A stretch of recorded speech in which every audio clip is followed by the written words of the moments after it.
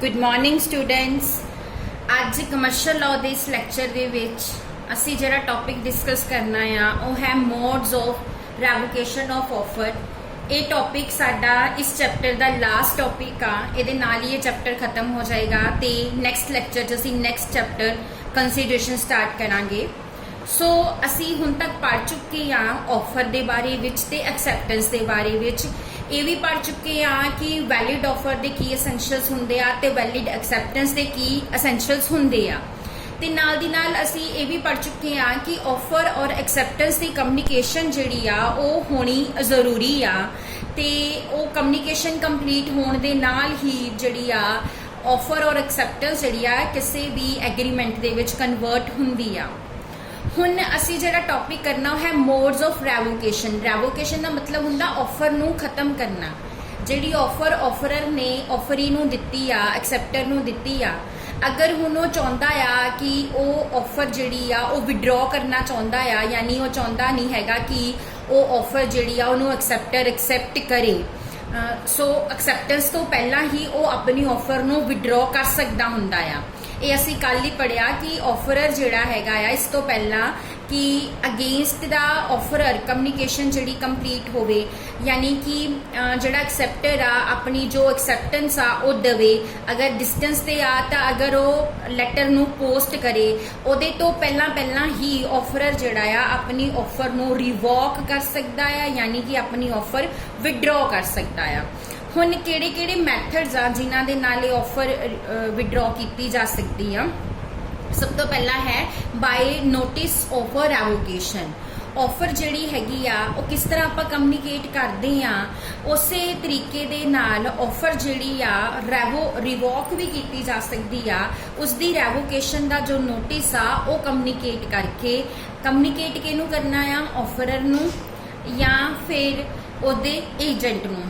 But ये जिहड़ा notice भेजना आ ऑफर की रेवोकेशन का कि ऑफरर ने नोटिस भेजना कि मैं अपनी ऑफर रिवॉक कर रहा हाँ या विड्रॉ कर रहा हाँ या ये ऑफर हुण अवेलेबल नहीं आ, ये नोटिस उन्हें एक्सैप्टेंस दे कंप्लीट होने तो पहला भेजना आ। यानी कि इस तो पहला कि एक्सैप्टर अपनी एक्सैप्टेंस दवे उहदे तो पहला ये नोटिस जिहड़ा आ एक्सैप्टर नूं मिल जाना चाहिए आ।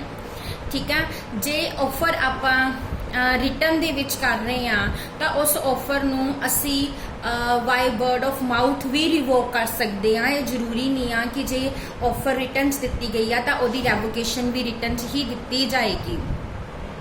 सो रेवोकेशन का नोटिस जिहड़ा हैगा आ वो तां ही इफेक्टिव होएगा अगर असी वो नोटिस जिहड़ा ऑफरी नूं कम्युनिकेट करांगे। हुण इन्हां ने एक एग्जाम्पल दित्ती आ, at an auction sale A made the highest bid for B's good।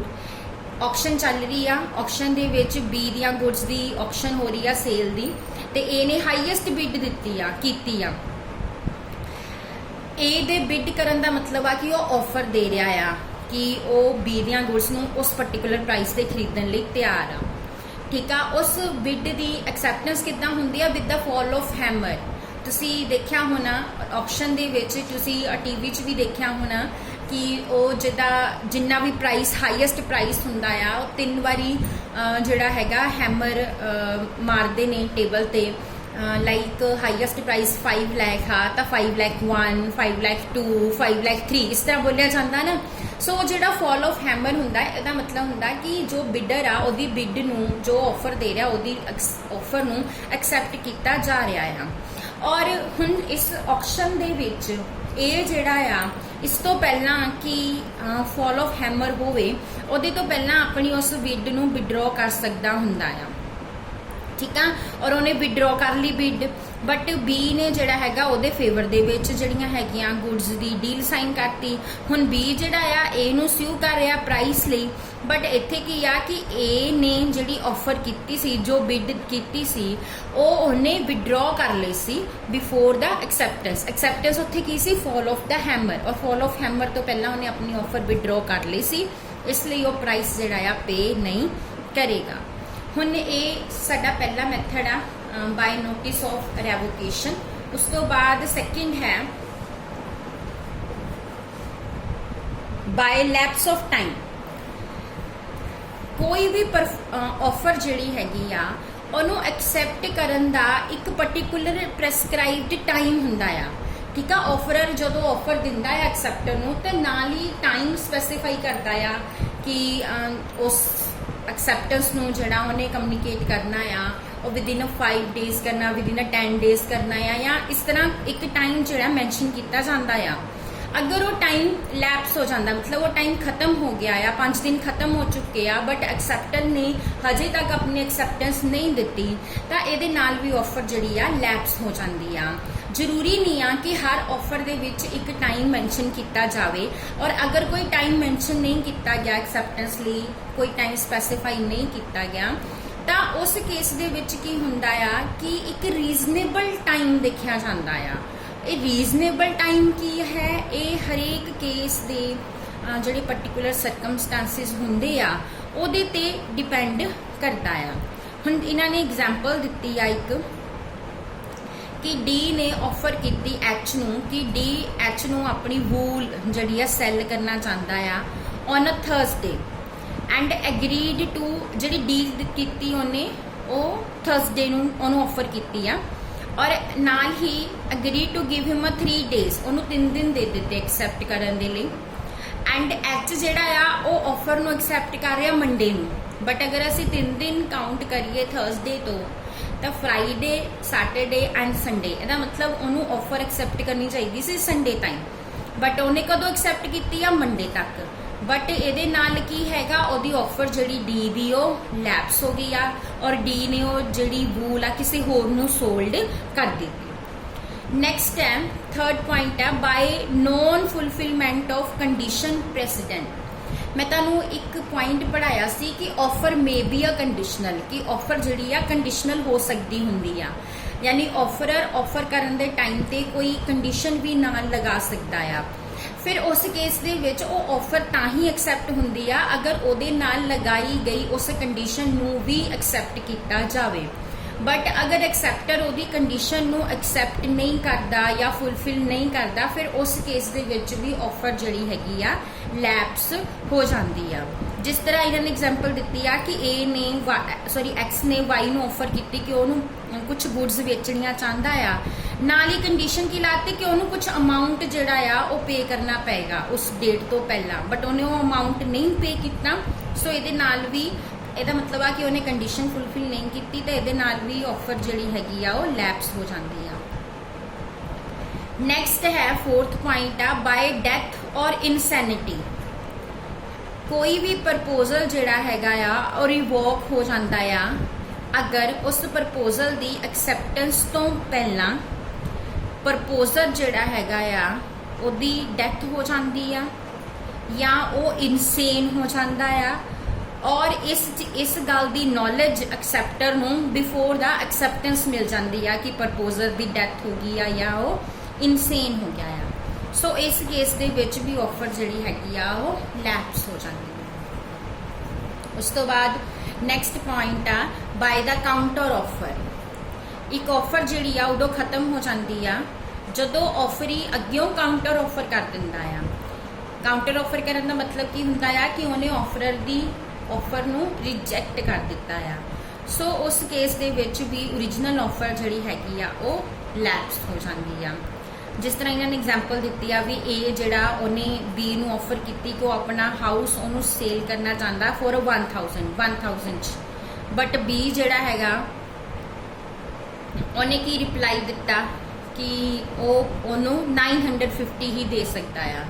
सो ਇਹਦਾ मतलब की आ ए ने रिफ्यूज़ करता। सो ਇਹਦਾ मतलब की आ कि ए दी जो ऑफर सी वो लैप्स होगी क्योंकि बी ने अग्यों काउंटर ऑफर कर दी।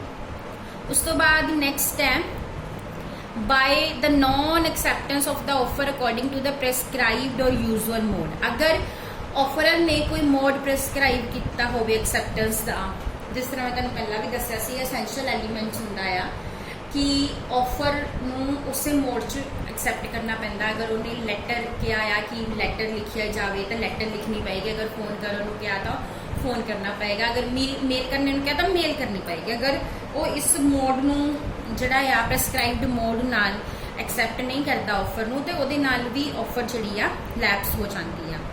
ਉਸ ਤੋਂ ਬਾਅਦ ਆ ਵਾਈ ਦਾ ਸਬਸੀਕੁਐਂਟ ਇਲੀਗੈਲਿਟੀ।